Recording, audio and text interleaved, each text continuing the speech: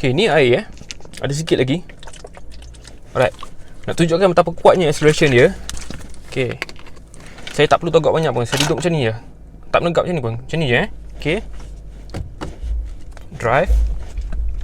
Okay.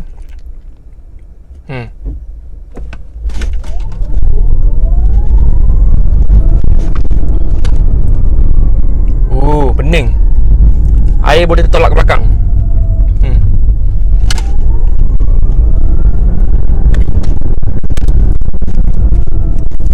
Kita cuba lagi sekali. Launch control ada tapi tak dibenarkan. Lagipun yalah ni jalan awam kan. Launch control mungkin kita buat kalau ada peluang mandu kat track ke apa. Okay, tapi kita akan roll throttle hard acceleration. Bukan macam ni, kita akan macam ni. Okay,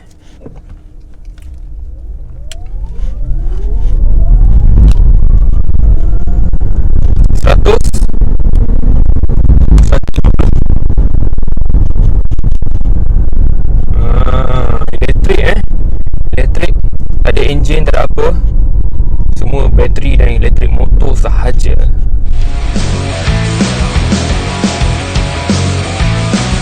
Okay, Assalamualaikum dan apa khabar? Jadi seperti yang korang mungkin dah boleh teka, dah boleh agak dah. Ya betul, hari ni kita ada Porsche Taycan. Terpulang lah korang nak bagi nama apa. Tapi saya panggil dia Taycan.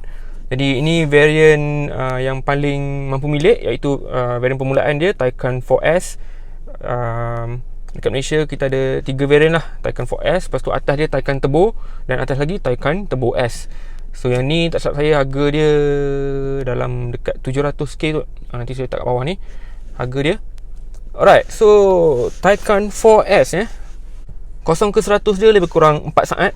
Kalau yang Turbo S tu paling cepat boleh capai 100 dalam masa 2.8 saat saja. Yang ni 4 saat, still sangat laju. Dari segi kuasa pula, kereta ni okay, dia ada 2 elektrik motor lah. Satu motor dekat depan untuk tayar depan, satu motor lagi untuk tayar belakang. So ni menjadikan kereta ni all wheel drive. Transmission pula, dia ada transmission 2 speed.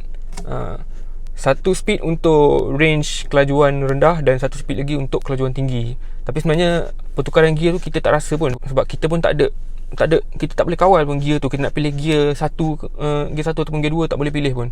Kita cuma boleh pilih macam biasa je, parking, reverse drive, macam tu je.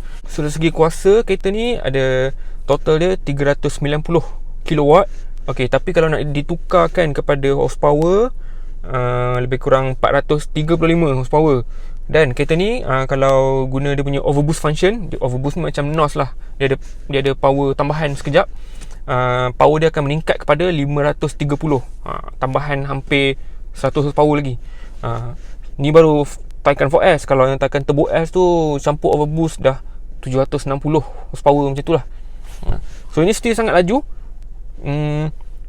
Okay, jadi kita tak nak cerita panjang. Okay, sebelum kita tengok walk around sikit luar dalam dia, detail-detail sikit, kita cerita terus bab driving dia. Porsche kan, kena cerita driving. Baik, 2 benda je kita nak tengok hari ni. Okay, yang pertama kita akan tengok macam mana Taycan ni sebagai sebuah EV pertama daripada Porsche, dan juga sebagai sebuah EV lah in general. Dan yang kedua, kita akan tengok Taycan ni, adakah dia macam Porsche lain-lain yang bukan EV? Adakah dia masih jantan, masih lagi macam Porsche sebenar? Adakah EV tu dah jadikan dia lembut sikit? Okay, jom kita jalan sekejap lah. Okay, sekarang parking. Okay, nak tukar gear kat sini je, tombol gear kat tengah-tengah ni kosong tombol gear kat sini, kau boleh nampak. Okay, sekarang ni parking, saya tolak bawah. Okay, drive. Jadi sebenarnya bawa Porsche ni, Taycan ni, macam kereta biasa juga. Okay, saya tak pernah bawa EV sebenar sebelum ni. Saya cuma pernah bawa even macam Tesla ke, Renault Zoe ke, Nissan Leaf, saya tak pernah bawa. Saya cuma pernah bawa kereta-kereta yang hybrid dan juga plug-in hybrid. Jadi kereta-kereta tu semua adalah macam mode EV sikit kan. Memang lebih kurang macam tu, sebab guna bateri kan. Dia punya torque dan kuasa tu memang instant macam ni. Saya sentuh sikit je, tengok kepala saya. Nampak? Boleh tergantuk kepala. Kalau saya tahan kepala, barulah. Kalau saya tekan lembut sikit, baru dia pergi macam tu. Kalau saya tekan so slow, baru dia pergi lembut-lembut. Kalau sentuh, memang instant, pak, pak pergi terus. Bukan macam kereta tebur biasa, bukan. Dia lagi cepat lagi daripada tu. Okey, paling menarik sekali, selalu kereta-kereta yang ada elektrik ni kan, dia punya brake tu rasa pelik sikit sebab dia bukannya direct. Ada hydraulic pump ke apa benda, dia tak macam tu. Dia tak direct sangat. So tapi Porsche ni yalah, sebab jenama pun kereta sport kan, apa jenama yang apa nama ni, racing punya background pun begitu kuat. Jadi kereta ni dia punya brake, dia tune memang baik, memang terbaik lah. Okay, rasa macam kereta biasa. Saya tadi bawa kereta ni daripada masa baru ambil kan, lalu dalam jam apa semua, lama sikit tu baru saya ingat, brake dia macam natural gila. Senang gila nak modulate dalam jam, waktu low speed dia tak ada macam tersengguk-sengguk ke, rasa pelik, rasa tiba-tiba rasa keras ke tak. Brake ni kita tekan sikit ke ataupun kita tengah laju nak masuk seleko tekan kuat ke, memang rasa sangat natural, sangat baik lah. Memang tak ambil masa yang lama lah nak biasakan diri. Cuma tu lah, cuma tak ada gear. Tak ada gear dan tak ada bunyi. Ini pun bunyi, ada bunyi macam itu pun sebab saya on kan kat situ. Kalau tak lagi senyap. Tapi bunyi ni saya tak pastilah kalau boleh dengar ke tak. Bunyi ni saya biar on je sebab lagi natural sikit kita rasa. Sebab kita tekan minyak kuat nak laju, bunyi tu pun macam makin kuat lah. Sajalah macam untuk feel sikit kan, nak biasakan diri. Dan bunyi tu pun tak adalah pelik sangat, macam bunyi spaceship gitu. Lain-lain kereta sebenarnya memang senang bawa lah. Rasa macam kereta auto biasa. Bawa dalam bandar pun okey, bawa laju pun okey. Cuma bila EV ni kita, kalau kereta biasa ada macam meter minyak kan. Meter minyak tu dia tunjuk range berapa kilometer lagi boleh pergi kan. So yang ni dia ada macam meter minyak, tapi sebenarnya gambar charge. Macam nampak macam minyak tapi ada gambar macam charge bateri. So kat sini dia tunjuk range ada lagi 300 km. Kereta ni Taycan 4S dia boleh, kalau bawa biasa-biasa boleh pergi lebih kurang sampai 370 km. Tapi kalau kita tekan-tekan lagi cepat habis lah. Tapi kereta ni dalam masa yang sama dia ada juga regenerative braking. So sambil kita brake tu pun dia charge juga. So lagi banyak guna brake, lagi banyak dia charge. Okay, settle bab pertama. Okay, bab kedua pula. Adakah Taycan ni bila dah jadi EV dia dah jadi macam tak jantan, tak sporty macam Porsche biasa? Tak. Okay, dia masih lagi sebuah Porsche biasa, sebuah Porsche sebenar. Itu saya boleh guarantee. Okay, menurut Porsche, Taycan ni, okay, walaupun bentuk Taycan ni dia macam sedan sporty gitu kan, 4 pintu, belakang dia macam coupe sikit, 4 pintu. Dan walaupun Porsche ada model 4 pintu Panamera tu, Porsche cakap Taycan ni dia bukannya macam Panamera, tapi sebaliknya dia lebih mirip kepada 911, Porsche 911 sports car 2 pintu tu. Ya, betul. Dan saya boleh percayalah apa diorang cakap. Sebabnya bila kita duduk dalam kereta ni memang rendah. Dari segi daripada lantai kereta ni ke bumbung tu pun memang rendah. Cara duduk pun kaki hampir melunjuk macam duduk dalam 911. Lepas tu dia punya dashboard ni pun flat je, macam design 911 yang latest. Lepas tu kereta ni kalau kita tak tengok belakang kan, kalau kita tengok depan je, daripada seat kita saja tengok ke depan, boleh percayalah yang kereta ni 911, macam 911. Cuma ibaratnya dia macam 911 tu dia tarik je dia punya belakang tu, ada pintu, ada bonet panjang lagi sikit. Bila kita tengok side mirror, baru kita boleh nampak dia punya punggung belakang tu panjang sikit. Lepas tu kita tengok rearview mirror, oh ada seat kat belakang, full size. Oh sedan punya kereta ni. Dari segi pemanduan dia macam nak kata bab sporty, laju semua, memang kereta ni boleh pergi laju. Saya rasa kalau pemandu-pemandu biasa macam saya ni kan, kalau bawa kat jalan biasa, memang kita akan sampai limit kita dululah. Kita tak berani nak push lah. Sebab dengan tayar dia besar macam tu kan, body dia macam tu, chassis control dia pun, suspension dia pun adaptive apa semua. Kereta ni boleh corner dan boleh pecut sama macam Porsche-Porsche lain. In fact kereta ni silap-silap boleh tapau 911 dekat jalan-jalan biasa. Sebab dah torque dia pun banyak, torque dia pun kuat, memang instant, tak perlu nak tunggu drop gear, nak tunggu gear yang betul, tak ada. Tekan je terus pergi. Dan cara dia ambil seleko pun macam okey. Porsche memang terkenal dengan steering dia pun memang steering yang sedap kan. Kereta ni memang sedap, memang feedback steering dia memang banyak. Dia tak ringan sangat, tak berat sangat. Macam 911 saya rasa dia berat sikit, yang ni dia ringan sikit pada 911. Tapi still yang penting sekali feedback lah, feedback dia memang banyak. Kita pusing sikit pun dah boleh rasa kereta tu lah tu load dia banyak mana. Memang masih sebuah Porsche yang sebenar. Especially nanti saya tunjuk kat korang, dia punya dashboard apa semua ni, binaan dalam dia ni memang macam Porsche biasa. Dan lagi satu, kalau kita rasa ada orang cakap, oh kereta canggih masa depan ni dah tak best lah, tak jantan lah, tak syok bawa lah kan elektrik ni kan, kita macam skeptical sikit kan. Sayang nak tinggalkan enjin pembakaran yang biasa ni kan, apa, internal combustion yang biasa ni. Tapi dengan Porsche Taycan ni, ini ayat ni mungkin klise sikit lah kan, tapi Porsche Taycan ni dia mengubah persepsi kita pada the future of motoring. Kita rasa, oh kereta-kereta masa depan ni tak best tak.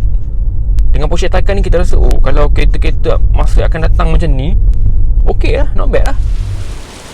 So ni Porsche Taycan 4S dengan warna Frozen Blue. Harga base price dekat Malaysia ialah RM725,000.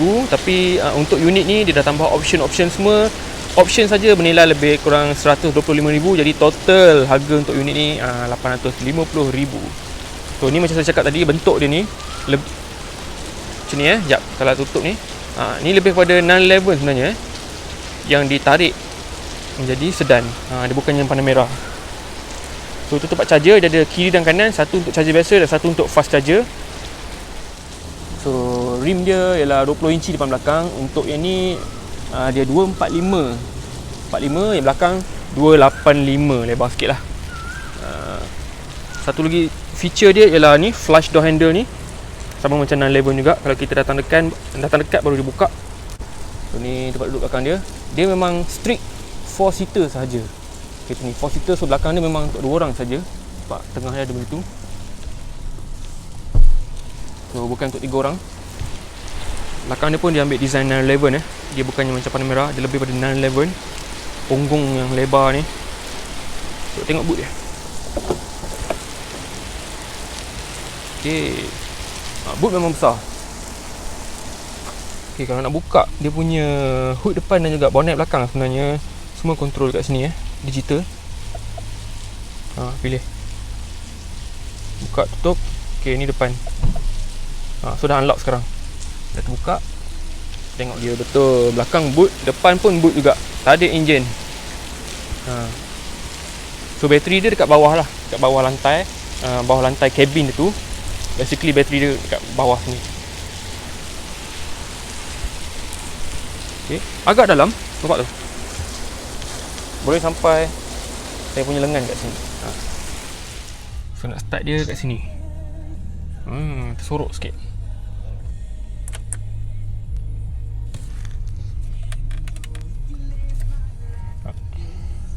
Kat sini ada screen lah. Screen ni sebenarnya melengkung nampak. So screen ni memang mahal lah kalau nak tukar ke, kalau rosak tak tahu berapa ribu. Dia melengkung sikit ke arah driver. So sebenarnya dia ada 5 paparan. 1, 2, 3, 4, 5. Dan 3 yang utama kat tengah ni. Yang tengah ni dia akan tunjuk power lah. Kalau kita tekan minyak, dia biru, maknanya guna kuasa bateri. Dan kalau kita brake, dia akan hijau, maknanya kita hantar semula sikit kuasa ke dalam bateri. So untuk tukar dekat sini, paparan ni boleh tukar lah. Kalau kita nak tukar, kita kena tekan sini, nampak? Pilih menu. Lepas tu baru kita tekan ni. Kita boleh ni lah. Ada sport chrono. Okay. Drive mode. Okay. Drive mode pun sebenarnya kita boleh pusing kat sini. Dan ada lagi media information semua. So saya pilih information untuk tengok bateri. So sekarang kita ada lebih kurang 67% lagi. Saya dah jalan dalam tak sampai 200 km lagi. 100 lebih kot km.